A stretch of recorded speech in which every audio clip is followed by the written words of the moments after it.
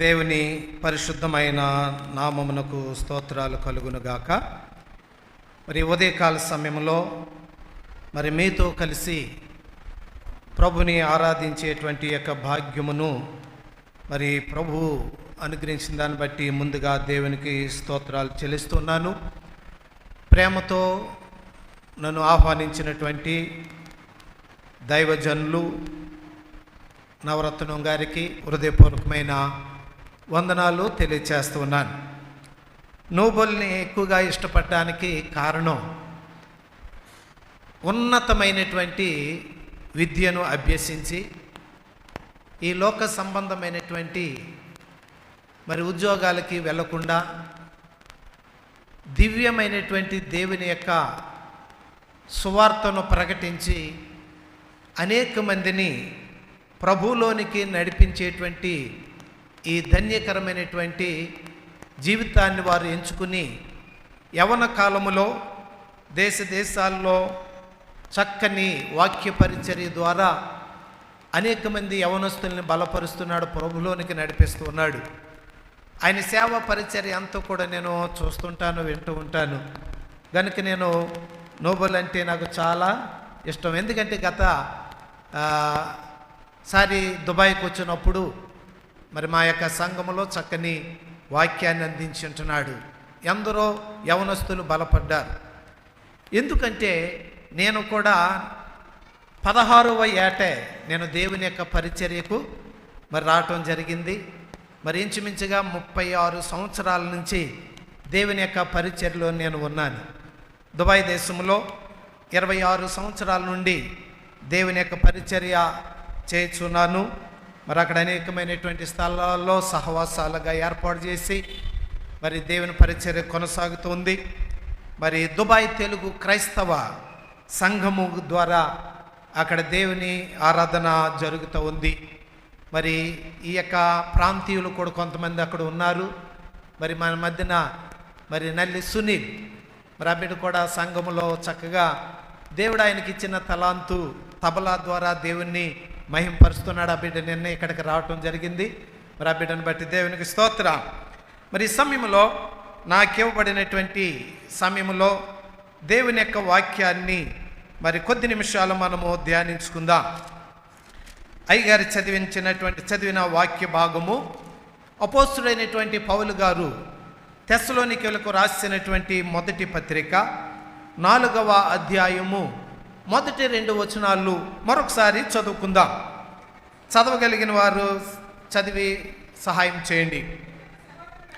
మెట్టుకు సహోదరులారా, మేము ప్రభు అయిన యేసు ద్వారా మీకిచ్చిన ఆజ్ఞను మీరెరుగుదురు కాగా, మీరెలాగు నడుచుకొని దేవుని సంతోషపరచవలెనో మా వలన నేర్చుకొనిన ప్రకారముగా మీరు నడుచుకొనుచున్నారు.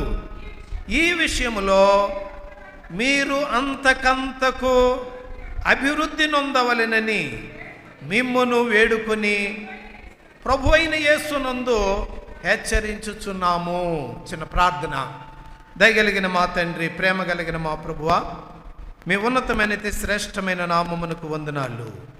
మమ్ములను పాపం నుండి శాపం నుండి మోచించి నీ సొత్తైనటువంటి ప్రజలుగా, నీ ప్రియమైనటువంటి బిడ్డలుగా చేసుకొని ఇటువంటి గొప్ప సహవాసాన్ని మీరు మాకు అనుగ్రహించారు. ఈ సమయంలో మా ప్రభువా, నీ వాక్యాన్ని మేము చదివాం. ఈ చదవబడిన వాక్య భాగములో నుండి మా అందరకు అవసరమైనటువంటి నీ మాటలే నీ దాసుని ద్వారా బయలుపరిచి మాతో మాట్లాడండి. యేసు ప్రభు వారి పేరిట ప్రార్థించి అడిగి వేడుకొనుచున్నాము పరమ తండ్రి, ఆమేన్. ప్రియులారా, ఈ చదవబడిన వాక్య భాగములో మనము చూసినట్లయితే అపోస్తుడైనటువంటి పౌలు గారును, అలాగనే సిల్వాను, తిమోతియు, ఈ ముగ్గురు కూడా ఈ చదవబడిన వాక్య భాగములో హెచ్చరిక చేస్తున్నట్లుగా మనము చూస్తూ ఉన్నాం. ఏమని అంటే, కాగా మీరెలాగూ నడుచుకొని దేవుని సంతోషపరచవలెనో మా వలన నేర్చుకొనిన ప్రకారంగా మీరు నడుచుకొనుచున్నారు. ఈ విషయంలో మీరు అంతకంతకు అభివృద్ధి నొందవలెనని మిమ్మును వేడుకొని ప్రభువైన యేసునందు హెచ్చరించుచున్నాము. అనగా ఈ యొక్క తెస్సలోనికీలో ఉన్నటువంటి సంఘస్థులు దేవుని సంతోష పెట్టుటయందు అట్టి జీవితము మరి ఇప్పటికే మీరు జీవించుచున్నారు.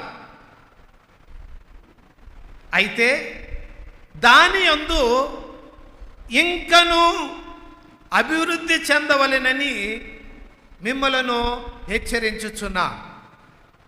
అనగా ఈ యొక్క సంఘస్థులు ఎవరిని సంతోషపెట్టుచున్నారు? మీరు చెప్పాలండి. దేవుని సంతోషపెట్టుచున్నారు. అయితే దేవుని సంతోషపెట్టే విషయంలో మీరు అంతకంతకు ఏమవ్వాలి? అభివృద్ధి చెందాలి.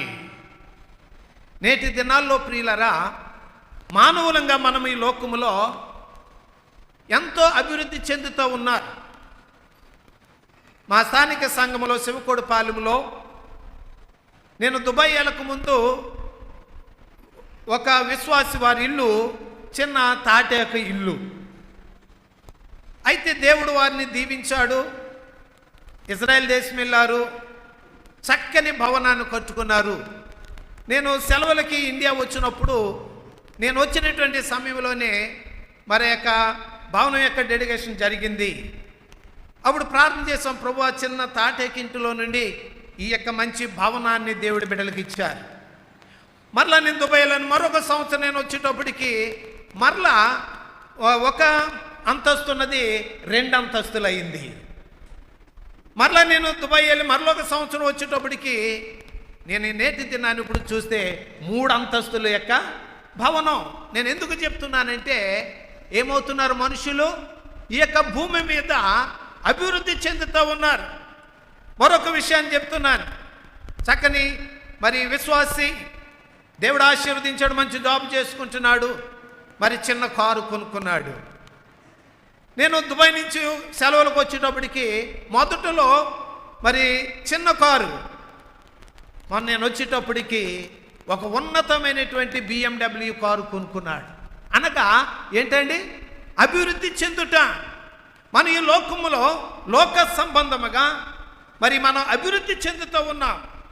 కానీ దేవుని నమ్మినటువంటి బిడలంగా మనము దేవుని యొక్క సంతోషపెట్టే విషయంలో ఈ యొక్క తెస్సలోనికీలో ఉన్నటువంటి సంఘస్థులు వారు ఏ విషయాల్లో అభివృద్ధి చెందారో 3 మాటలు, 3 విషయాలు, 3 అనుభవాలు ఈరోజు మీకు తెలియచేయాలని ఆశపడుతుంటున్నాను. సరే, మొదటి మాటగా దేవుని సంతోషపెట్టే విషయంలో వారు అభివృద్ధి చెందాలని పౌలు గారు కోరుకుంటూ ఉన్నారు. ప్రియులరా, సాధారణంగా భర్త భార్యను సంతోషపెట్టడానికి ఏం చేస్తాడు? భార్య భర్తలో ఏదో ఒక మాట అనుకుని భార్య కోపగించింది అనుకోండి, సాయంకాలం డ్యూటీ నుంచో లేకపోతే పని నుంచో ఇంటికి వెళ్ళేటప్పటికి పొద్దుట నా భార్య నేను మాట అనుకున్నాం, కోపంగా ఉందనుకుని భర్త ఏం చేస్తాడు? భార్యని సంతోషపెట్టడానికి మీరు ఏం చెప్పట్లా. కనుక భార్యను సంతోషపెట్టడానికి తనకిష్టమైనది చీరో లేకపోతే ఏదో ఒక తీసుకుని వెళ్ళి అమ్మా ఇది కానీ ఇచ్చేటప్పటికి ప్రొద్దుటి నుంచి కోపంతో ఉన్నటువంటి ఆమె ఇప్పుడు ఏమైపోద్దండి? తనకిష్టమైన వస్తువు తీసుకెళ్ళి భర్త ఇచ్చేటప్పటికి ఆమెకు కోపము పోయి ఇప్పుడు ఏం కలుగుతుంది? సంతోషము. అలాగే భర్త పట్ల భార్య తన భర్తను సంతోషపెట్టడానికి ఏం చేస్తుంది? తన భర్తకి ఏ వంట ఇష్టమో కదండి, భర్త వచ్చేటప్పటికి తనకిష్టమైనటువంటి వంట చేసి ఆ రీతిగా తన భర్తని ఏం చేస్తుంది? సంతోషపెడుతుంది. అలాగే ప్రియులరా, దేవుడు తన స్వరక్తం ఇచ్చి ఆయన మనల్ని కొన్నాడు, పాపం నుండి శాపం నుండి విమోచించాడు, తన ప్రాణమును మనకు అర్పించాడు. అలాంటి దేవుణ్ణి మనం ఏం చేయాలంటే మనము సంతోషపెట్టే వారంగా ఉండాలి. అలాగైతే మరి దేవుడు ఎలాగూ సంతోషిస్తాడు? మనం ఏం చేస్తే ఆయన సంతోషిస్తాడు. తెస్సలోనికయలో ఉన్నటువంటి విశ్వాసులు దేవుణ్ణి ఏ రీతిగా సంతోషపెట్టారు, కొన్ని మాటలు, ఈ యొక్క అంశంలో కొన్ని మాటలు మీకు జ్ఞాపకం చేయాలని ఆశపడుతుంటున్నాను. ప్రియులారా, దేవుని యొక్క వాక్యములో మనము చూస్తే సాధారణంగా మనం బైబిల్లో మనం చదివినప్పుడు మనుషులను సంతోషపెట్టాలని కొంతమంది, అలాగా పిలాతు జన సమూహమును సంతోష పెట్టవలెనని నీతిమంతుడైనటువంటి యేసుక్రీస్తుని ఏం చేశాడండి? సిలువకు అప్పగించాడు. ఎవరిని సంతోషపెట్టే నిమిత్తము? మనుషులు అనగా యూదులకు లేక నాటి రోమియులకు. ఏది సంతోషం అంటే యేసు ప్రభుని హింసిస్తే, యేసు ప్రభుని సిలువేస్తే వారికి సంతోషం. గనుక జన సమూహమును సంతోషపెట్టు నిమిత్తమై నీతిమంతుడైనటువంటి యేసుక్రీస్తుని సిలువకు అప్పగించాడు. మార్కు సువార్త 15:15లో మీరు ఇంటికి వెళ్ళి చదువుకోండి. ఎఫెసీ పత్రిక 6వ అధ్యాయం 6వ వచనములో మనము చూసినట్లయితే మనుషులను సంతోషపెట్టునట్లుగా చాలామంది మనుషులకు కనబడేటట్లుగా చేస్తుంటారు. చాలామంది ఎవరిని సంతోషపెట్టే నిమిత్తం అండి? మనుషులను సంతోషపెట్టే విషయంలో కనబడడానికి నేను అది చేశాను, ఇది చేశాను, అంత చేశానని ఏం చేస్తారు? మనుషులను సంతోషపెట్టడానికి చేస్తూ ఉంటారు. కానీ ప్రియులారా, తెస్సలోనికీయులకు రాసిన మొదటి పత్రిక 2వ అధ్యాయము 4వ వచనములో మనము చూస్తే అపోస్తలుడైనటువంటి పౌలు గారు ఏమంటాడంటే, ఆ మాట చదువుదాం. యోగ్యులమని ఎంచబడిన వారమై, గమనించండి, మనుష్యులను సంతోషపెట్టువారము కాక మన హృదయములను పరీక్షించు దేవునినే సంతోషపెట్టువారమై బోధించుచున్నాము. పౌలు గారు అంటున్నాడు, మనుషులను సంతోషపెట్టువారము కాక మన హృదయములను పరీక్షించు దేవుణ్ణి సంతోషపెట్టవలెనని మేము మీకు బోధించుచున్నాము. ప్రియులారా, మనం పాట పాడినా చాలామంది వచ్చి పాట పాడతారు, బయటికి వెళ్ళిన తర్వాత ఏమంటారండి? ఎలా పాడాను నేను? నా పాట ద్వారా ఏమండి బయటికి వెళ్ళి ఎంతో గొప్పగా చెప్పుకుంటాను. మా ఊర్లో ఒక ఆయన ఉన్నాడు, పాస్టర్ గారే. ఆయన అంతా ఎలాగంటే, ఏదైనా ఒక కొత్త పాస్టర్ గారు వచ్చారని ఆయన ఎలా బోధిస్తే అలాగా మరుచుటి వారు ఆ రీతిలో బోధిస్తాడు అని నేను ఆయనలాగా బోధించానా? ప్రియులారా, మనం ఏది చేసినా మనుషులను సంతోషపెట్టేటువంటి వారముగా కాకుండా మనము దేవుని సంతోషపెట్టేటువంటి వారంగా మనం ఏదైనా చేయాలి. అప్పుడే దానికి ప్రతిఫలం ఉంటుంది. సరే ప్రియులారా, మరి ఈ యొక్క తెస్సలోనికీలో ఉన్నటువంటి విశ్వాసులు దేవుణ్ణి ఏ రీతిగా సంతోషపెట్టారు? ఏమి చూసి ఆయన సంతోషిస్తాడు? అందరికీ తెలిసిన వాక్య భాగమే లూకాసు వార్త 15వ అధ్యాయము. లూకాసు వార్త 15వ అధ్యాయము 10వ వచనాన్ని చదువుదాం. అటువలే ప్రియుల జాగ్రత్తగా వినండి. మారు మనసు పొందు ఒక పాపి విషయమై దేవుని దూతల ఎదుట సంతోషము కలుగునని మీతో చెప్పుచున్నాను. ఈ చదవబడిన వాక్య భాగంలో దేవుడు అంటండి ఏ విషయంలో ఆయన సంతోషిస్తాడు అంటే, ఇక్కడ రాయబడిన మాట, మారు మనసు పొందు ఒక పాపి విషయమై దేవుని దూతల ఎదుట ఆయన సంతోషించునని వ్రాయబడింది. మామూలు సంతోషం కాదండి. 7వ వచనం చూడండి, అక్కడ ఇంకొక చక్కని మాట వ్రాయబడింది. అటువలే మారు మనసక్కరలేని 99 మంది నీతిమంతుల విషయమై కలుగు సంతోషము కంటే మారు మనసు పొందు ఒక పాపి విషయమై పరలోకమందు ఎక్కువ ఎక్కువ ఏం సంతోషం అండి చెప్పాలి మీరు. ముందు చదివిన వాక్యములు ఏముంది? సంతోషము. ఇక్కడ మనము చూస్తే ఎక్కువ సంతోషము. దేవుడు ఎప్పుడు సంతోషిస్తాడు? దేవుడు ఎక్కువగా ఎప్పుడు సంతోషిస్తాడు అంటే, ఈ భూమి మీద ఎవరైతే దేవుని యొక్క వాక్యాన్ని విని యేసు ప్రభువారు నిజమైన దేవుడు రక్షకుడని తెలుసుకొని ఎవరైతే మారు మనసు పొందుతారో వారి విషయమై దేవుడు పరలోకమందు దేవుని దూతల ఎదుట ఆయన సంతోషించేవాడంటున్నాడు. దేవునికి స్తోత్రం. కనుక ప్రియులారా, ఈ మధ్యాహ్న కాల లేక ఉదయకాల సమయంలో దేవుడు నిన్ను చూసి సంతోషించడానికి నీవు మారు మనసు పొందావా? ఒకసారి పరిశీలన చేసుకో. చాలామంది సంవత్సరాల తరబడి దేవుని సన్నిధికి వస్తారు, పాటలు పాడతారు, ప్రార్థన చేస్తారు, వాక్యం వింటారు, వాక్యం చదువుతారు, కానుకలు ఇస్తారు. కానీ వారి యొక్క జీవితంలో ఏముండదండి?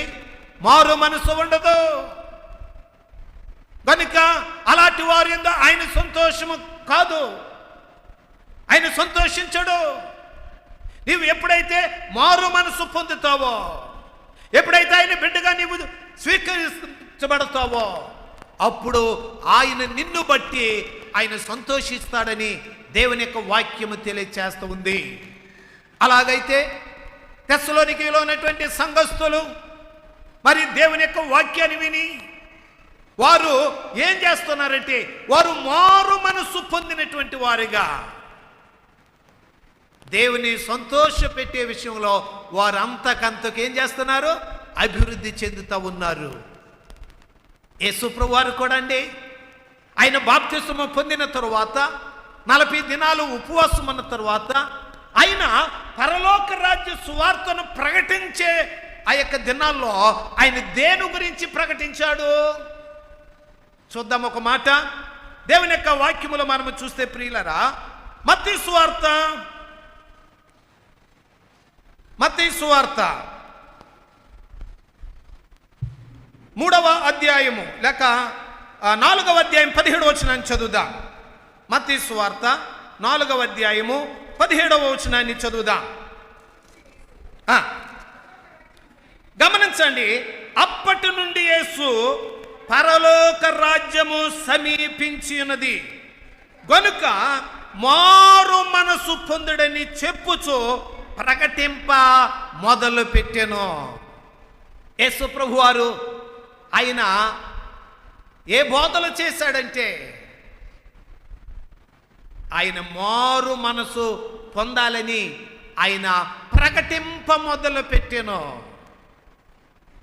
మారు మనసు పొందాలి. మారు మనసు ఎందుకు? మనం పరలోక రాజ్యము ప్రవేశించాలంటే మారు మనసు పొందాలి. మారు మనసు పొందిన వారు ఏం చేయాలంటే బాప్తిస్మము పొందాలి. బాప్తిస్మము పొందిన వారు ఏం చేయాలంటే సంఘములో చేర్చబడాలి. చేర్చబడినటువంటి వారు ఏం చేయాలంటే అపుస్తలుల బోధ యందును, రొట్టె విరుచుటి యందును, ఏమండి ప్రార్థన చేయటి యందును, సహవాసమందును కలిగి ఉన్నప్పుడు దేవుడు నిన్ను చూసి ఆయన సంతోషిస్తాడు. కనుక యేసు ప్రభువారు ఆయన ప్రకటించినటువంటి వాక్యము లేక సువార్త దేని కొరకంటే మారు మనసు పొందాలని. అలాగే బాప్తిస్మం ఇచ్చేటువంటి యోహాను గారు కూడా, ఆయన కూడా 3వ అధ్యాయము మత్తయి సువార్త 2వ వచనములో పరలోక రాజ్యము సమీపించినది, మారు మనసు పొందుడని యూదయ అరణ్యములో ప్రకటించుచుండెను. మీరు అనుకోవచ్చు, ఏమండి ఇవన్నీ చిన్న చిన్న బోధలో ఎప్పుడో బోధలో ఇప్పుడు ఎవరు మరి మారు మనసు గురించి చెప్తున్నారు? లోతైన మర్మాలు మాకు కావాలి. ఏం మర్మాలండి ప్రియులారా? నీకు మారు మనసు లేకుండా లోతైనటువంటి మర్మాలు వినుట కూడా వ్యర్థమే. దేవుడు మనలను చూసి సంతోషించాలి అంటే మనము మారు మనసు పొందే వారంగా ఉండాలి.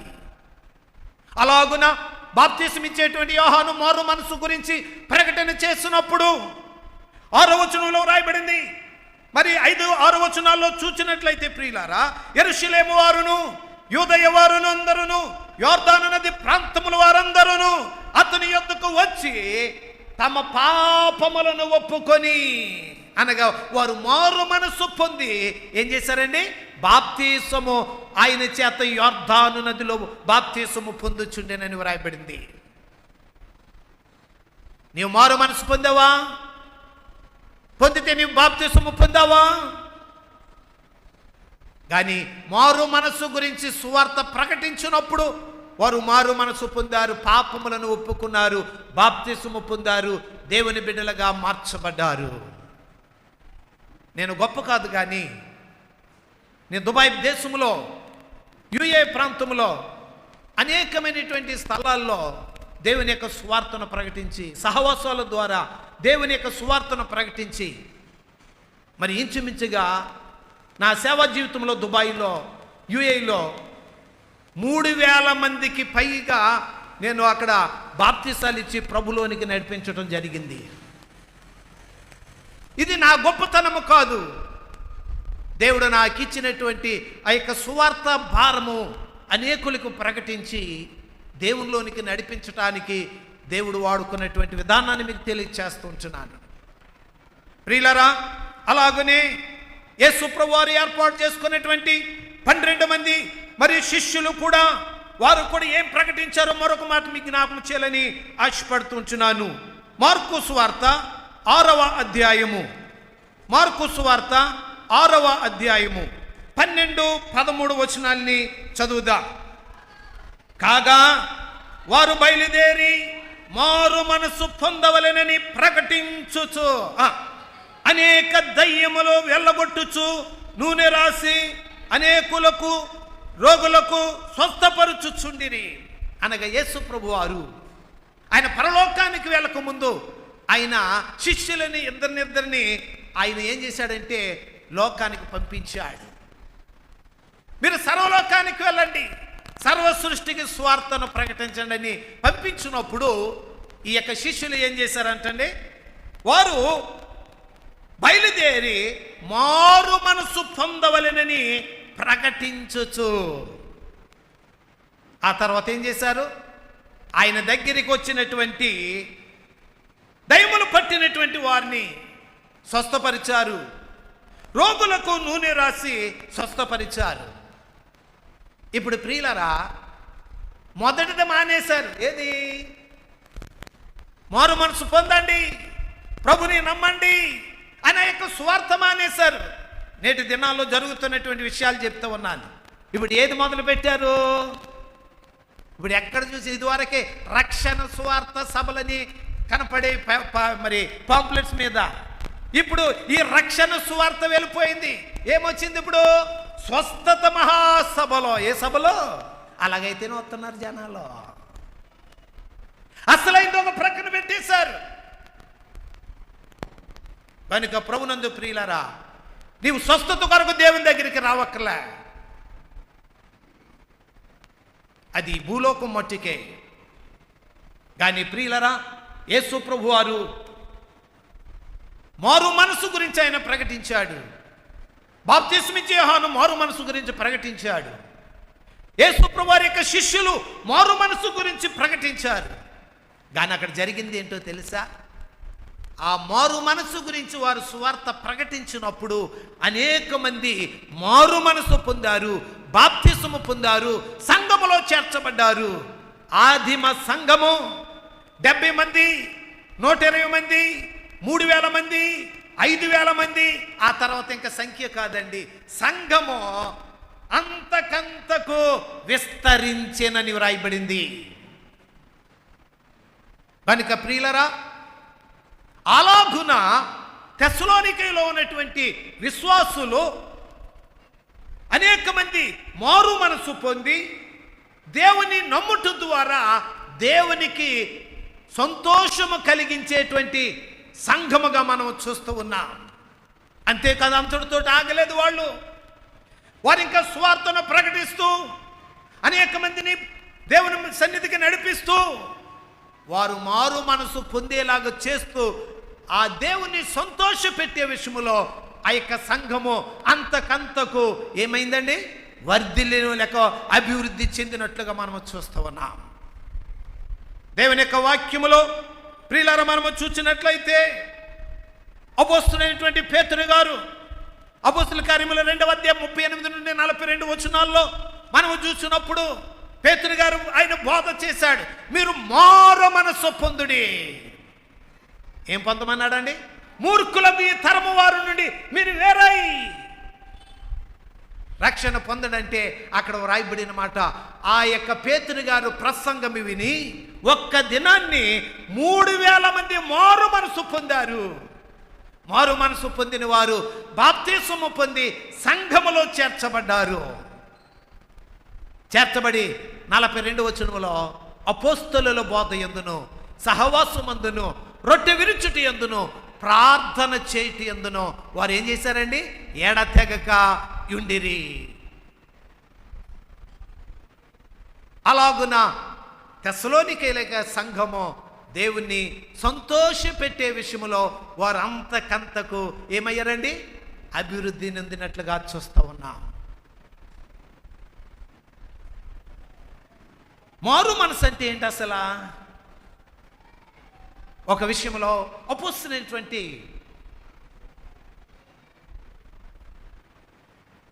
అపోస్తలులు చెప్పినటువంటి ఒక విషయాన్ని మీకు జ్ఞాపకం చేయాలని ఆశపడుతున్నాను. మారు మనసు అంటే అసలు ఏమిటో అపోస్తలుల కార్యములు 8వ అధ్యాయము 22వ వచనాన్ని చదువుదాం. అపోస్తలుల కార్యములు 8వ అధ్యాయము 22వ వచనం. కాబట్టి ఈ నీ చెడుతనము మానుకొని మారు మనస్సు నుండి ప్రభువును వేడుకొనుము. ఒకవేళ నీ హృదయాలోచన క్షమింపబడవచ్చును. పేతురు గారు అంటున్నాడు. ఏమని అంటే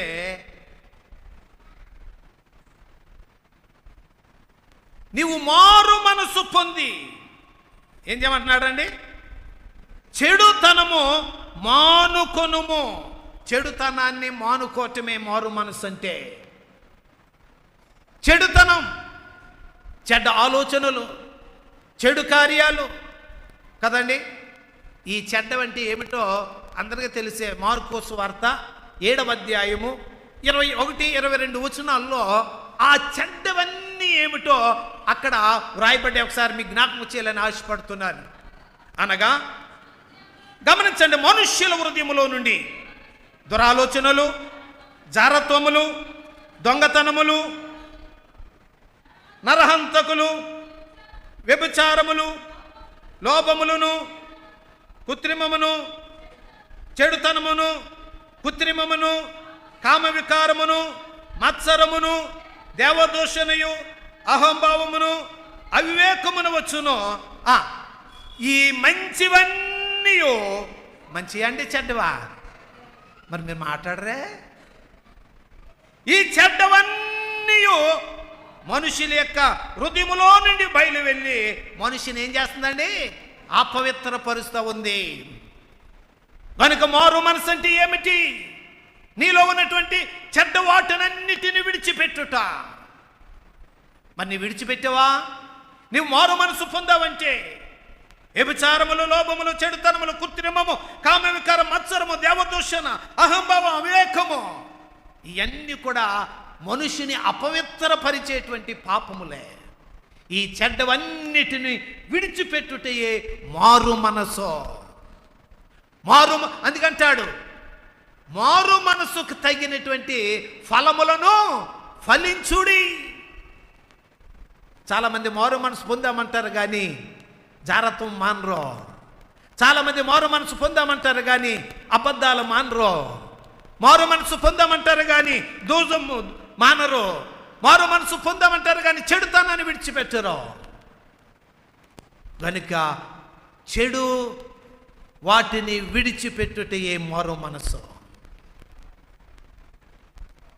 అలాగున తెస్సలోనికైలో ఉన్నటువంటి విశ్వాసులు లేక సంఘములో ఉన్నటువంటి వారందరూ చెడ్డ వాటన్నిటిని విడిచిపెట్టుట ద్వారా దేవుణ్ణి ఏం చేశారండి? వాళ్ళు సంతోషపెట్టేవారుగా ఉన్నారు.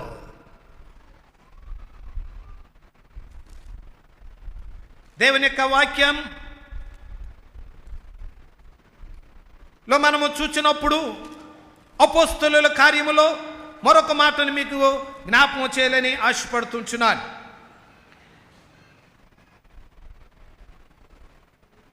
మారు మనసు పొందుట, దానికంటే ముందుగా మారు మనసు పొందినటువంటి వారు. జక్కయ్య మనకు అందరికీ తెలిసిన వాడే. ఆయన యేసయ్యనే చూడాలనుకున్నాడు, కానీ మారు మనసు పొందాలనుకున్నాడా? కానీ యేసయ్యని ఎప్పుడైతే చూశాడో ఆయన జీవితమే మారిపోయింది. యేసయ్య అన్నాడు, నువ్వు త్వరగా దిగు, నేడు నేను నీ ఇంట ఉండవలసి ఉన్నది. ప్రియులారా, ఇక్కడ గమనించండి. అతడు చెట్టు మీద ఉన్నాడు. యేసయ్య వెళ్ళాడు, కన్నులెత్తి చూచి జక్కయ్య త్వరగా దిగమంటే, ప్రభువా నీవెవడో నాకు తెలియదు, నేనెందుకు దిగాలి, ఎందుకు రావాలి అని అనుకున్నాడండి. ఆయనకు ఆశ్చర్యమైంది.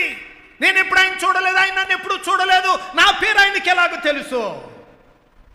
త్వరగా దిగమన్నాడంటే నేను దిగను అని అన్నాడండి.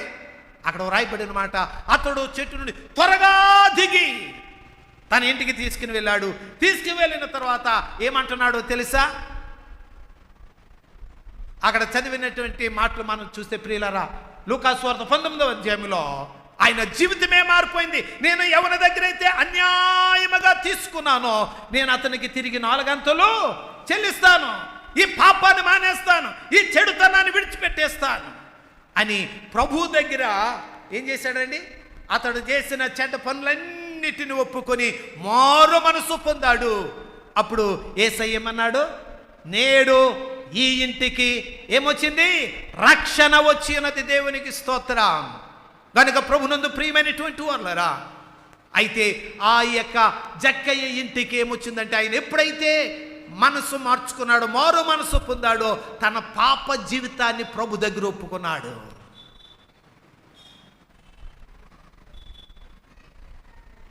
దేవుని యొక్క వాక్యములో మనం చూస్తే అపోస్తల కార్యములు 8వ అధ్యాయములో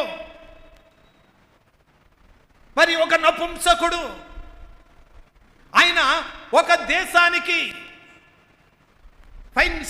ఫైనాన్స్ విషయంలో ఆయన ఒక అధికారి. అలాంటి వాడు యెరూషలేము వచ్చి ఆరాధన చేసుకుని తిరిగి వెళ్ళిపోతున్నాడు రథం మీద. దేవుని యొక్క ఆత్మచేత ప్రేరేపించబడిన వాడై ఫిలిప్పు పరిగెత్తుకుని వెళ్ళి రథాన్ని ఆపి ఆయన దగ్గర కూర్చున్నాడు. ఫిలిప్పు ఆయనకు సువార్త ప్రకటించాడు. ఆ యొక్క సువార్త అంతటిలో కూడా ఆయన ఏమన్నాడంటే, మారు మనసు పొందిన వారు నీటి మూలంగా బాప్తిసం పొందాలని ఇవన్నీ బోధించేశాడు ఫిలిప్పు గారు. అయితే ఒక నీరున్నటువంటి స్థలం దగ్గరకు వచ్చేటప్పటికి రథాన్ని ఆపమన్నాడు.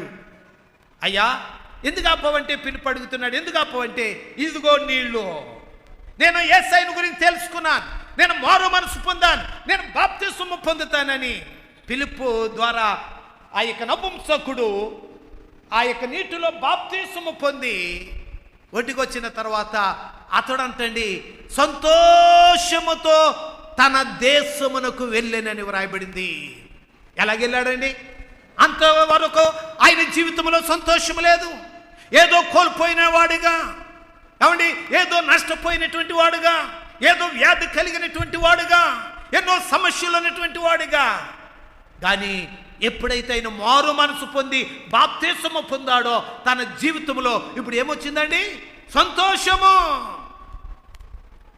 ఈ సంతోషము నీకు కావలెనా, ఈ సంతోషము నీకు కావలెనా, ఈ సంతోషము నీకు కావలెనా, నేడే యేసు నొద్దకు రమ్ము, నేడే యేసు నొద్దకు రమ్ము, సంతోషమే సమాధానమే, సంతోషమే సమాధానమే, సంతోషమే సమాధానమే, చెప్పనా సాక్ష్యమైన సంతోషం.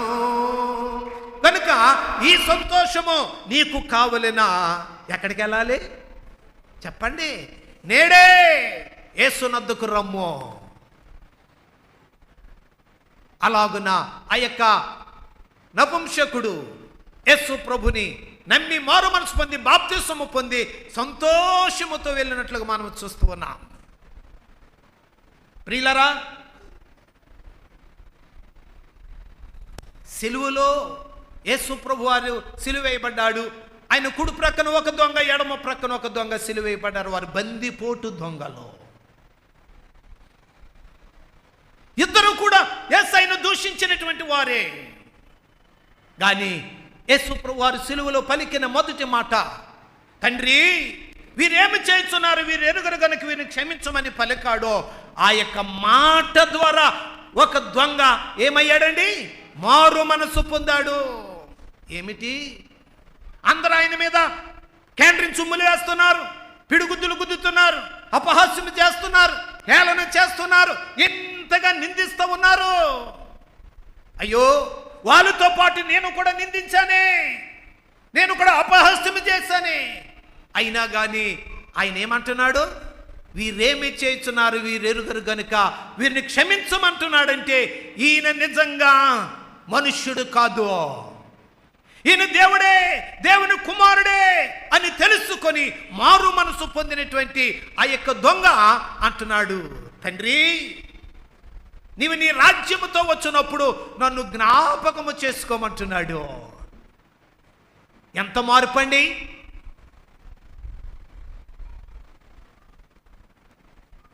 భయంకరమైనటువంటి దొంగ. అలాంటి దొంగనే దేవుడు మార్చాడు, మారు మనసు పొందాడు ఆయన. అందుకే పాటలో ఒక చరణం ఉంది, ఎంత ఘోర పాపాత్ములనైనా ప్రేమించును రారా, ఎంత ఘోర పాపాత్ములనైనా ప్రేమించును రారా, పాప భారముతో రారా, పాదములపై పడరా, యేసు పాదములపై పడరా, పాపుల రక్షకుడేసు, పాపుల రక్షకుడేసు, తప్పక నిన్ను రక్షించు, ప్రేమామృతధారల్లో చిందిన మన యేసుకు సమమెవరు. కనుక ఆయన ఎంత ఘోర పాపినైనా ఆయన ఏం చేస్తాడండి? ఆయన ప్రేమించేవాడు, ఆయన క్షమించేవాడు, ఆయన తన బిడ్డగా చేసుకునేవాడు. అలాగైతే ప్రియులరా, జక్కయ్య మారు మనసు పొంది దేవుని బిడ్డగా మార్చబడ్డాడు. ఐథియోపియా దేశస్థుడైనటువంటి ఆ యొక్క మరి అధికారి మారు మనసు పొందాడు, బాప్తిసం పొందాడు, దేవుని బిడ్డగా మార్చబడ్డాడు. సిలువలో దొంగ ప్రభు యొక్క ఆ మాట యొక్క సువార్తగా నమ్మాడు, మారు మనసు పొందాడు, దేవునితోనే మరి పరదైసుకు చేరాడు. మరొక మాట మీకు జ్ఞాపకం చేయాలని ఆశిస్తున్నాను. అపోస్తలుల కార్యములు 17వ అధ్యాయము 30వ వచనములో దేవుని యొక్క వాక్యము ఏం తెలియజేస్తుందో ఒక మాట మీకు జ్ఞాపకం చేస్తాను. అపోస్తలుల కార్యములు 17వ అధ్యాయము 30వ వచనాన్ని చదువుదాం. ఆ అజ్ఞాన కాలములను దేవుడు చూచి చూడనట్టుగా ఉండెను. జాగ్రత్తగా వినండి. ఇప్పుడైతే మనుషులందరూ మారు మనసు పొందవలెనని మనుష్యులకు ఆజ్ఞాపించుచున్నాడు. ఏంటండి? ఇప్పుడైతే, ఎప్పుడు? ప్రస్తుతం. ఇప్పుడైతే మనుషులందరూ, అందరా కొందరా? అందరూ ఏం పొందాలి? మారు మనసు పొందవలెనని మనుష్యులకు ఆజ్ఞ. ఆజ్ఞ అంటే అండి, విన్నపం అంటే ప్రాధేయపడుతున్నారు, బతిమాలుట, వేడుకొనుట కదండి. కానీ ఆజ్ఞ అంటే ఇది ఖచ్చితంగా పాటించకపోతే శిక్ష. ఇది దేవుడే ఆజ్ఞిస్తా ఉన్నాడు. ఆ అజ్ఞాన కాలములో దేవుడు చూచి చూడనట్టుగా ఉన్నాడు. ఏది ఆ అజ్ఞాన కాలం?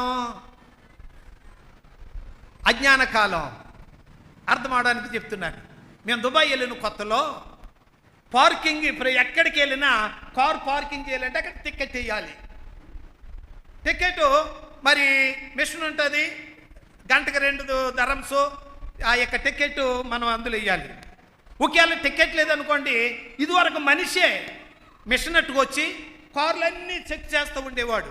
ఒకవేళ కారులో మరి మనిషి ఉండి టికెట్ వేయలేదు అనుకోండి, ఒకసారి చూడనట్టుగా వెళ్ళిపోతాడు, ఫైన్ వేయడు.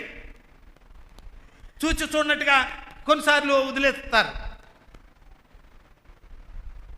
ఇప్పుడు అలాగ లేదండి. దుబాయ్లో ఉన్న వాళ్ళు చాలామందికి తెలుసు. ఇప్పుడు ఏంటో తెలుసా, ఒక కారు పైన ఏమండి చాలా పవర్ఫుల్ కెమెరా, అది 4 దిశలు ఉన్నటువంటి అన్నిటిని కవర్ చేస్తుంది. నువ్వు టికెట్ వేసావో లేదో దానికి అనవసరం. టికెట్ లేదా, వెంటనే ఒక 5 నిమిషాల్లో, వితిన్ 5 నిమిషాల్లో నీ యొక్క మొబైల్కి 100 ధరమ్స్ ఫైన్ వచ్చేస్తుంది. నేను ఈ మాట ఎందుకు చెప్తున్నానంటే, ముందు కాలంలో మనిషి మరి ఫైన్ రాసేవాడు, వాడు కొన్ని సమయంలో మరి చూడనట్టుగా వెళ్ళి వదిలేసేవాడు. ఇప్పుడు అలా కాదండి. ఈ మిషన్, ఈ కెమెరా ఏం చేస్తుందంటే వెంటనే. అజ్ఞాన కాలం అంటే మీకు అర్థం అవడానికి ఒక విషయాన్ని చెప్తాను, ఎందుకంటే మీరు చాలా సీరియస్గా ఉన్నారు. ఎందుకో ఏమండి, కనుక ఈ మాట ద్వారా అయినా మీకు కొంచెం అజ్ఞాన కాలం. 2 యవనస్తులు పూర్వకాలంలో వేసవి కాలంలో బెడ్డ పని చేస్తున్నారంటండి. బెల్లు తిప్పడం అంటారు కదా, దానికి ఏం అవసరం? గడ్డపార కదండి, గుణపం. గడ్డపారతో వారు బెల్లులు తిప్పుతున్నారు, మట్టి బెల్లులో. వారు మధ్యాహ్నం దాకా పనిచేసి ఆ యొక్క గడ్డపార అక్కడే గుచ్చి భోజనానికి వెళ్ళారు. భోజనానికి వెళ్ళి మరలా మరి 1:30, 2 టైంకి మరలా పని మొదలెడదాకి పొలానికి వచ్చారు.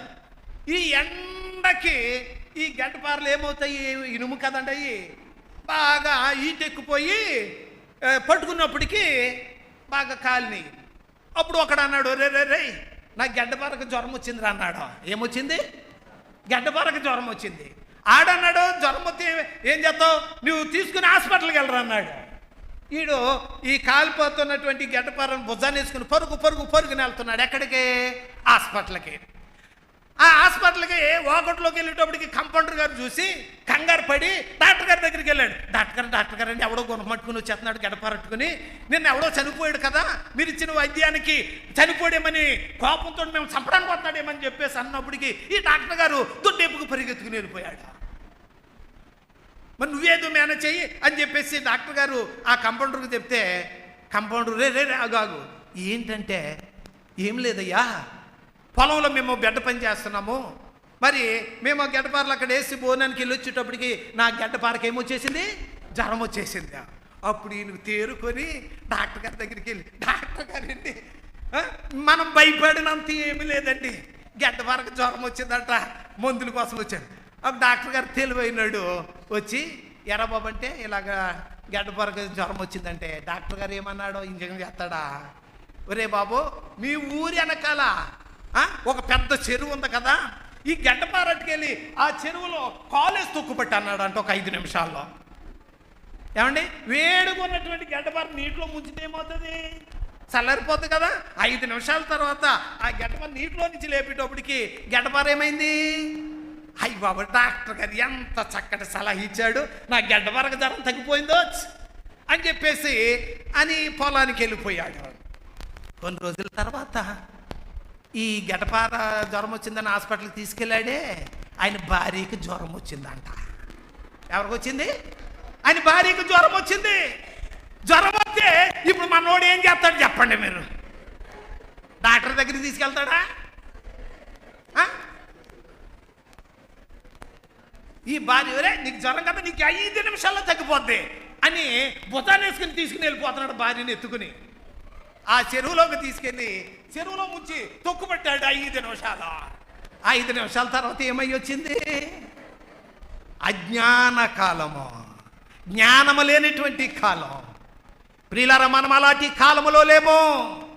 నేటి దినాలలో మనుషుడికి దేవుడు ఎంత జ్ఞానం ఇచ్చాడంటే అంత దేవుడు అంటండి తనకంటే కొంచెము తక్కువ అనగానే దేవుడు చేశాడు మనల్ని. కనుక జ్ఞానము పెరిగిపోయినటువంటి నేటి దినాల్లో మనుషులందరూ కూడా ఏం చేయాలండి? అందరూ మారు మనసు పొందవలెనని ఆయన మనుష్యులకు ఆజ్ఞాపించుచున్నాడు. మరి నీ మారు మనసు పొందావా? నువ్వు మారు మనసు పొందితే నిన్ను చూసి ఆయన సంతోషించేవాడుగా ఉన్నాడు. దేవుని యొక్క వాక్యములో ప్రియులారా, యేసు ప్రభువు ఈ లోకములో ఉంటుండగా మరి ఆయన బెత్సెదా అనేకమైనటువంటి ప్రాంతాల్లో గొప్ప సువార్త ప్రకటించాడు, ఎక్కువ అద్భుతాలు చేశాడు. ఆ ప్రాంతానికి మరి ప్రభువు ఏమని హెచ్చరిక చేశాడో ఒక మాట మీకు జ్ఞాపకం చేస్తాను. మత్తయి సువార్త 11వ అధ్యాయము 20వ వచనములో ఈ రీతిగా వ్రాయబడింది. 21, అయ్యో కొరాజీనా, అయ్యో బెత్సెయిదా, మీ మధ్యను చేయబడిన అద్భుతములు తూరు సీదోను పట్టణములలో చేయబడిన ఎడల ఆ పట్టణముల వారు పూర్వము గోనె బట్ట కట్టుకొని బూడిద వేసుకొని మారు మనసు పొంది ఉందురు. అయ్యో, మీ మధ్యన అనేకమైన అద్భుతాలు చేశానే, అనేకమైనటువంటి స్వస్థత కార్యాలు చేశానే, అయితే మీరు మారు మనసు పొందనైది. ప్రియులారా, దేవుడు మనల్ని ప్రేమించాడు, దేవుడు ఆశీర్వదించాడు, ఉన్నతమైనటువంటి స్థితిలోనికి దేవుడు మనల్ని నడిపించాడు. దేవుడు నీ పట్ల ఇన్ని గొప్ప కార్యాలు చేస్తే నీవింకా మారు మనసు పొందుకోకుండా ఉండకపోతే ఆయన నిన్ను చూసి అయ్యో అని బాధపడేటువంటి స్థితిలో ఉండకుండా ఆయన నిన్ను చూసి సంతోషించేటువంటి స్థితిలో ఆయన ఉండులాగున మనము మారు మనసు పొందే వారంగా ఉండాలి. యోనా నినివే పట్టణానికి వెళ్ళాడు. నినివే పట్టణంలో ఆయన సువార్తను ప్రకటించాడు. దుర్గతి కలుగుతుంది, నశించిపోతారని ప్రకటించాడు. ఆ మాటలు విని నినివే వారందరూ అంటే ఏం పొందారో తెలుసా? వారందరూ కూడా మారు మనసు పొందారని దేవుని యొక్క వాక్యము తెలియజేస్తా ఉన్నది. నినివే పట్టణస్థులందరూ ఒక్క సువార్త ద్వారా రాజు మొదలుకొని చిన్నవారు వరకు అందరూ కూడా మారు మనసు పొందారు. అలాగన వారి మీదికి రావలసినటువంటి నాశనాన్ని నుండి వారు ఏమయ్యారు?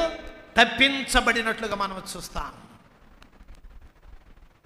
కనుక తెస్సలోనికలో ఉన్నటువంటి సంఘము వారు మారు మనసు పొంది దేవుని బిడ్డలుగా జీవించుట ద్వారా దేవుడు సంతోషించేవాడుగా ఉన్నట్లుగా మన వాక్యములో మనము చూస్తూ ఉన్నాం.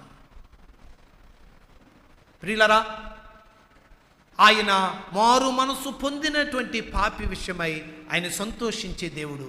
ఈ సంతోషంలో ఒక 2 మాటలు మీకు జ్ఞాపకం చేసి మిగిలిన 2 మాటలు చదివి నేను ముగిస్తాను. మారు మనసు పొందిన వారి విషయంలో ఆయన సంతోషిస్తాడు.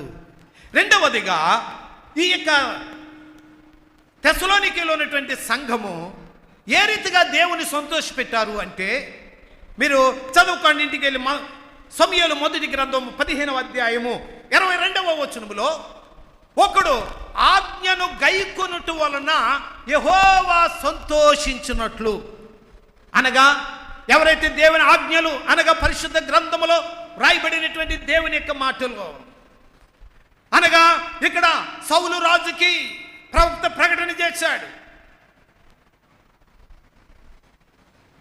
ఇదిగో అమాలేకీలందరినీ సర్వనాశనం చేయి. అమాలేకీలు అనగా శరీర సంబంధుల్లో, అనగా ఒక క్రైస్తవుడు శరీర సంబంధమైనటువంటి వ్యసనాలన్నిటినీ ఏం చేయాలంటే నాశనం చేయాలి, చంపివేయాలి. ఆత్మ విషయంలో దేవునిలో మనము బలముగా ఉండాలి. అయితే సౌలు ఏం చేశాడో తెలుసా? అన్నిటినీ నాశనం చేశాడు. పశువుల్లోనూ ఎద్దుల్లోనూ మరి గొర్రెల మేకలన్నాటిలో క్రొవ్విన వాటిని బలిసిన వాటిని అన్నిటినీ తీసి దాచుకున్నాడు. సమూయేలు వెళ్ళాడు, దేవుడు చెప్పినట్టుగా నీవు చేసావంటే దేవుడు చెప్పినట్టుగా అంతా చేశాను. అలా చేస్తే ఈ రంకెలి అరుపులు ఎక్కడవి అని అడిగినప్పుడు సౌలు అంటున్నాడు, దేవునికి బలి ఇవ్వడానికి కోసం తీసి దాసాను అని అంటున్నాడు. దేవుని మీదగా నెట్టేస్తా ఉన్నాడు. ఆ విషయంలో ఆయన అంటున్నాడు, ఒకడు దహన బలులను అర్పించుట వలన దేవుడు సంతోషించునా, ఆయన ఇచ్చిన ఆజ్ఞను గైకొనుట వలన ఆయన సంతోషిస్తాడు. కనుక ప్రభునందు ప్రియమైనటువంటి వాళ్ళరా, మారు మనసు పొందినటువంటి నీవు దేవుడిచ్చినటువంటి వాక్యాన్ని చదువుతూ ఈ యొక్క వాక్య ప్రకారంగా నీవు జీవించినట్లయితే దేవుడు నిన్ను చూసి ఆయన సంతోషించేవాడుగా ఉన్నాడు. మూడవ మాట, యోహాను రాసిన మూడవ పత్రిక 4వ వచనములో మనము చూస్తే అక్కడ ఒక చక్కని మాట వ్రాయబడింది. నా పిల్లలు సత్యమును అనుసరించి నడుచుకొనుచున్నారని వినుడి కంటే నాకు ఎక్కువైన సంతోషము లేదు. అనగా తెస్సలోనికైలో ఉన్నటువంటి సంఘము వారు మారు మనసు పొందినవారు, దేవుని ఆజ్ఞలను గైకొనినటువంటి వారు. మూడవదిగా చూస్తే సత్యమును అనుసరించి దేవుని సంతోష పెట్టినటువంటి సంఘం. నా పిల్లలు సత్యమును అనుసరించి నడుచుకొనుచున్నారని వినుట కంటే ఎక్కువైన సంతోషము మరొకటి ఏమిటి? సత్యం. యోహాను సువార్త 17:17 అంటాడు కదా, నీ వాక్యమే సత్యము. ఏదండి సత్యము? ప్రియులారా, నేటి ప్రపంచములో ఏమండి సత్యము ఎక్కడ ఉంది? సత్యం అనగా దేవుని యొక్క వాక్యమే. కనుక దేవుని పిల్లలమైనటువంటి మనము సత్యమైనటువంటి వాక్యాన్ని అనుసరించి జీవించుట ద్వారా ఆయన సంతోషిస్తాడు. సత్యం అంటే ఇంకేమిటి? యోహాను సువార్త 14:6 అంటాడు కదా, నేనే మార్గము, నేనే సత్యము, నేనే జీవము. సత్యం అంటే ఎవరు? యేసయ్య అంటున్నాడు, నేనే. కనుక సత్యవంతుడైనటువంటి యేసుని మనం కలిగి సత్యాన్ని అనుసరించి మనం నడుచుకోవాలి. పాట ఉంది కదా, నేనే మార్గము, నేనే సత్యము, నేనే జీవమునో, నేనే మార్గము, నేనే సత్యము, నేనే జీవమునో, నేనే కాకి ఇంకెవ్వరు లేరని, నేనే కాకి ఇంకెవ్వరు లేరని ఎంచి చెప్పిన యేసుని యొద్దకు, ఎంచి చెప్పిన యేసుని యొద్దకు రండి, రండి యేసుని యొద్దకు రమ్మనుచున్నాడు. కనుక యేసయ్య అంటున్నాడు, సత్యము నేనే. కనుక తెస్సలోనికైలో ఉన్నటువంటి సంఘము సత్యవంతుడైనటువంటి యేసుని, సత్యమైనటువంటి వాక్యాన్ని అనుసరించి దేవుని సంతోషపెట్టే సంఘముగా మనము అభివృద్ధి చెందినట్లుగా మనము చూస్తూ ఉన్నాం. ప్రియులరా, రెండవ అనుభవం నేను జ్ఞాపకం చేస్తాను, వివరించను. వారు దేవుని సంతోషపెట్టే విషయంలో అంతకంతకు వారు అభివృద్ధి నొందిరి. రెండవదిగా చూస్తే ప్రియులరా, అదే తెస్సలోనికైలకు రాసిన మొదటి పత్రిక 4వ అధ్యాయము 9వ వచనాన్ని చదువుదాం. సహోదర ప్రేమను గురించి మీకు రాయనక్కరలేదు, మీరు ఒకరినొకడు ప్రేమించుటకు దేవుని చేత ఏర్పరచబడితిరి. అలాగుననే మాసిదోనియందంతటి ఉన్న సహోదరులందరినీ మీరు ప్రేమించుచున్నారు. సహోదరులారా, మీరు ప్రేమయందు మరీ ఎక్కువగా అభివృద్ధి నొందుచుండవలెనని. ఏంటండి ఇక్కడ చూడండి, మీరు ప్రేమయందు మరీ ఎక్కువగా అభివృద్ధి నొందుచుండవలెను. వారు దేవుని సంతోషపెట్టే విషయంలో అభివృద్ధి చెందినటువంటి సంఘం. రెండవదిగా చూసినట్లయితే, మీరు ఒకరినొకరిని ప్రేమించుట వలన, సహోదరులందరినీ మీరు ప్రేమించుట వలన మీరు ప్రేమ కలిగిన వారుగా నాకు అర్థమవుతుంది.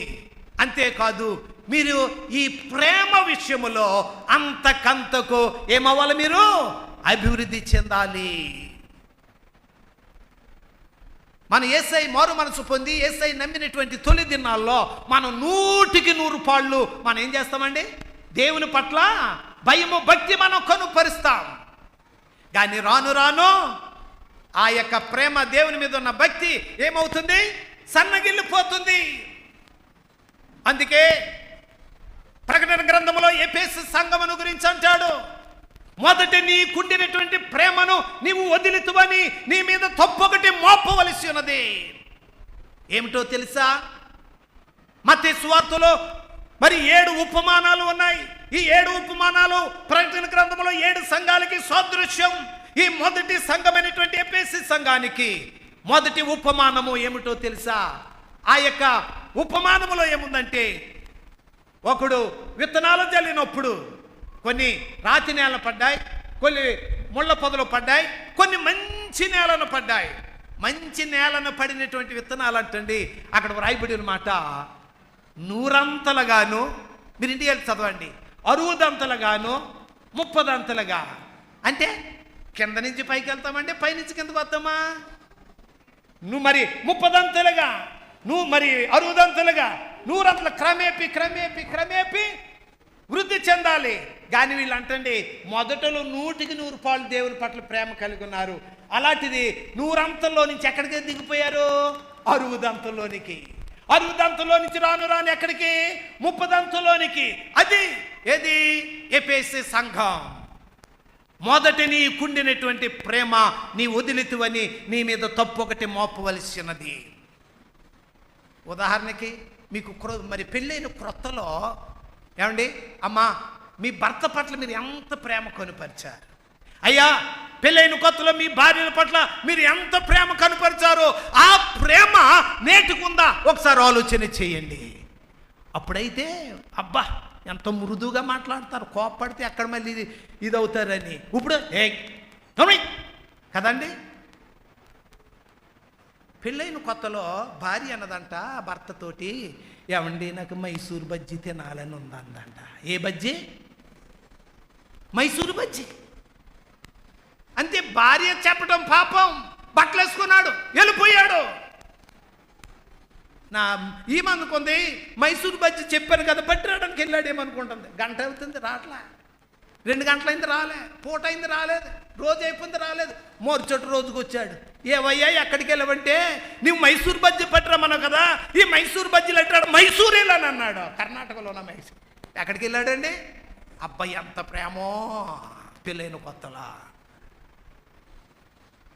ప్రియులారా, మారు మనసు పొందినటువంటి నీవు తొలి దినాల్లో దేవుని ఎంత నూటిగా ప్రేమించావో, రాను రాను మన యొక్క ప్రేమ అధికమవ్వాలి, అభివృద్ధి చెందాలి. కానీ మరి ఎఫెసీ సంఘములో ఉన్నటువంటి వారిగా 100 నుంచి 60 నుంచి 30 దేవుని మీద మనుషుల మీద ప్రేమ తగ్గిపోకూడదు. మరి నీ ప్రేమ ఎలాగున్నది? నువ్వు ఎవరిని ప్రేమిస్తున్నావు? మొదటిగా నీ దేవుడైన యెహోవాను పూర్ణ హృదయంతో, పూర్ణాత్మతో, పూర్ణ మనస్సుతో ఆయన ప్రేమించే వారంగా ఉండాలి. నీ పొరుగువాని నిన్ను వలె నువ్వు ప్రేమించాలి. దేవుని ప్రేమించేవాడు అందరినీ ప్రేమించే లక్షణము కలిగి ఉంటాడు. కనుక ప్రియులరా, దేవుడే మనల్ని ఎప్పుడో ప్రేమించాడు. మనము శత్రువు, మరి మనము బలహీనులమై ఉంటుండగా, మనము పాపులమై ఉంటుండగా, మనము శత్రువులమై ఉంటుండగా ఆయన నిన్ను నన్ను మనందరినీ ప్రేమించాడు. ఆయన ప్రేమ చొప్పున తన రక్తానంతటిని కూడా చిందించాడు. ఆయన మన మీద ప్రేమ చొప్పున ఆయన తన ప్రాణమనే మనకు అర్పించాడు. అంతగా ఆయన నిన్ను ప్రేమిస్తే, అలాంటి ప్రేమామయుడైనటువంటి యేసుని నువ్వు ఎలాగూ ప్రేమిస్తున్నావు. కానీ తెస్సలోనికైలో ఉన్నటువంటి సంఘము దేవుని ప్రేమించటములో, ఒకరినొకరు ప్రేమించటములో అంతకంతకు వారు అభివృద్ధి చెందినటువంటి సంఘముగా మనం చూస్తూ ఉన్నాం. ముగిస్తున్నాను. చివరి మాట, తెస్సలోనికైలకు రాసినటువంటి మొదటి పత్రిక 5వ అధ్యాయము 11వ వచనాన్ని చదివి ముగించుకుందాం. కాబట్టి మీరిప్పుడు చేస్తున్నట్లుగానే ఒకరినొకడు ఆదరించి, ఒకరినొకడు క్షేమాభివృద్ధి కలుగు చేయుడి. ఆదరించుటలో ఏమండి, క్షేమాభివృద్ధి కలుగు చేసుకునుడి అనగా, ఆదరించుటలో, క్షేమము కలిగించుటలో మీరు ఏం కలిగి ఉండాలి? అభివృద్ధి. ప్రియులరా, ఆదరణ. ఎవరైనా కష్టములో ఉన్నప్పుడు, ఇబ్బందుల్లో ఉన్నప్పుడు, సమస్యలో ఉన్నప్పుడు వారి దగ్గరికి వెళ్ళి మనం ఏం చేయాలండి? ఆదరణకరమైనటువంటి దేవుని మాటలతో చెప్పి వారిని ఆదరించినప్పుడు అక్కడ క్షేమము ఏమవుతుంది? అభివృద్ధి చెందుతూ ఉంది. అయ్యో నేను ఇలాంటి కష్ట సమయంలో ఉన్నప్పుడు నా తోటి సహోదరులు, మా సంఘ బిడ్డలు నా దగ్గరకు వచ్చి ఇలాంటి సమయంలో నన్ను ఎంతో ఆదరించారే అని వారు మధ్యన ఈ యొక్క క్షేమము ఏమవుతుంది, అభివృద్ధి చెందుతూ ఉంది. కానీ నేటి దినాల్లో మనం ఎలాగున్నాం, అడికి అలాగే ఉండాలి, దానికి అలాగే జరగాలి. ఏదైనా యాక్సిడెంట్ అయిందనుకోండి, మళ్ళీ జరిగిందిలే, అలాగొద్దండి. అలాగనుకుంటే ఈ క్షేమము బదులు ఏమవుతుందండి, వైరం ఇంకా పెరుగుతూ ఉంది. కనుక మారు మనసు పొందినటువంటి సోదరుడా, సోదరి, దేవుని యొక్క వాక్యము సత్యమైన వాక్యము, సత్యవంతుడైన యేసుని కలిగినటువంటి సోదరి, సోదరుడా, సంఘములో కానీ సహోదరులు కానీ ఎవరైనా శ్రమ కలిగినప్పుడు, ఇబ్బంది కలిగినప్పుడు, వ్యాధి కలిగినప్పుడు వారి దగ్గరికి వెళ్ళి ఆదరించుటలో సంఘము, కుటుంబము క్షేమాభివృద్ధి నొందుతుంది. అలాగున తెస్సలోనికీలో ఉన్నటువంటి సంఘం ఒకరినొకరిని ఆదరించుకునటములో, క్షేమాభివృద్ధిలో వారు వృద్ధి చెందినటువంటి సంఘముగా మనం చూస్తూ ఉన్నాం. ప్రియమైన వర్లారు, నేను ముగిస్తూ ఉన్నాను. దేవుని సన్నిధిలో ఆయన ఆరాధించడానికి వచ్చినటువంటి మీరు దేవుని సంతోషపరిచే విషయంలో మీరు అభివృద్ధి చెందాలని, దేవుని మనుషులను ప్రేమించే విషయంలో మీరు అభివృద్ధి చెందాలని, ఏదైనా కష్ట సమయాల్లో ఒకరినొకరు ఆదరించుకొని మన క్షేమాభివృద్ధి చెందాలని దేవుడు చెప్పమన్న మాటలు ఈ దినాన్ని ఈ సంఘములో ప్రకటించబడింది. ఆ విన్న వాక్య ప్రకారంగా మనం దేవుని సంతోషపెట్టే వారంగా ఉందాం. అటువంటి కృప ప్రభు మనందరికీ అనుగ్రహించును గాక. ఆమేన్.